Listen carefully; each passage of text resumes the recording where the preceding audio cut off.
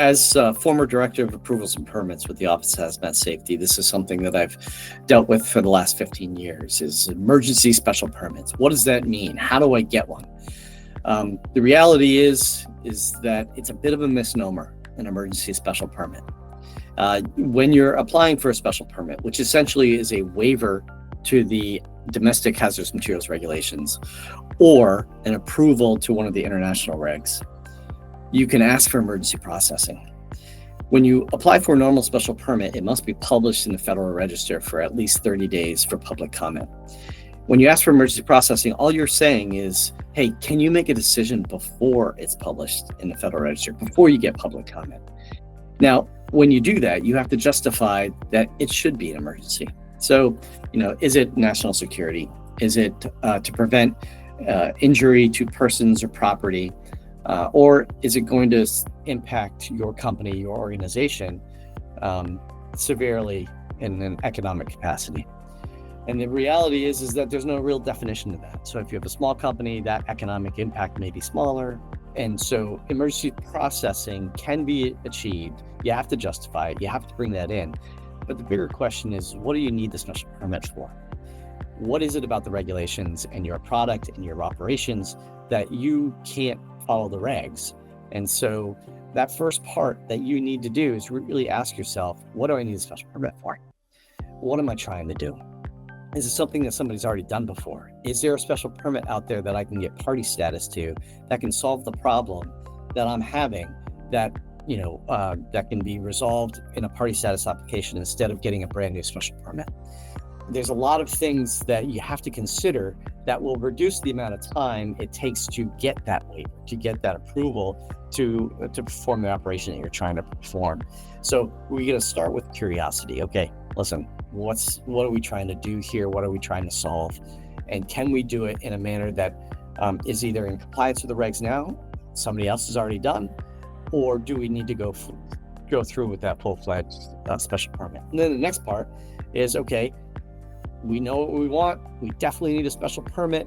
Now we need to justify emergency processing. Okay, we're going to develop that story, come up with it. Hey, listen, it's going to be a severe economic impact, and I didn't know about this problem before. It is a new problem. Something happened in our operation. We just realized that we had an error, and that we need to resolve, but we want to be in compliance when we do it. And so we present that information along with the application. What I always try to remind people is that the decision makers at the Office of Hazmat Safety and then within USDOT are human beings. And so when they put their signature on a document, they have to be compelled to do that. And that compelling factor is the story we tell as we're writing that special permit application, as we're calling them on the phone saying, hey, I have an emergency special permit that we need processed. Hey, can you please take a look at that? Can we have a conversation about it? Reaching out to them and really addressing them as a human being working for the federal government, trying to serve the American people, is a great way to get on their radar. Is to, hey, let's prioritize this. Can we provide you with some context? Can we provide you with a better story? And so making sure that you're utilizing all of the tools that at your disposal, writing a good story, answering the questions before they ask them, reaching out to them human to human. And then, of course, it's making sure that once you get it, you train your employees. You have to do that quickly. It doesn't take a lot to do, but making sure that all of your employees understand what that special permit is and they can execute it as well. So, the idea behind applying for a special permit and getting it immediately is a tough word.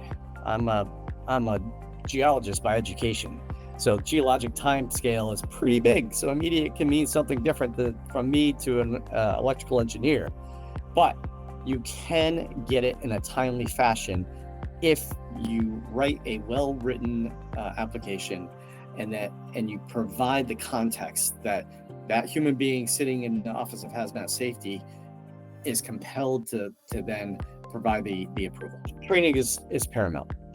So all hazardous materials employees are required to be trained in accordance with the hazmat regulations. And I'll say the hazmat regulations but it doesn't matter where you are in the world. All dangerous goods and hazardous materials regulations require hazmat or dangerous goods employees to be trained in a certain way. Number one is general awareness. You got to think about this as if you see a box with this label on it, you're going to understand that it's a hazardous material, and you're going to understand what type of hazardous material because it has that blue label on it. So that's the general awareness. What is it? There's something to be concerned about. We need to think about this. And then the next part is function-specific training. What is your role? How do you do your role? You can think about this as on-the-job training.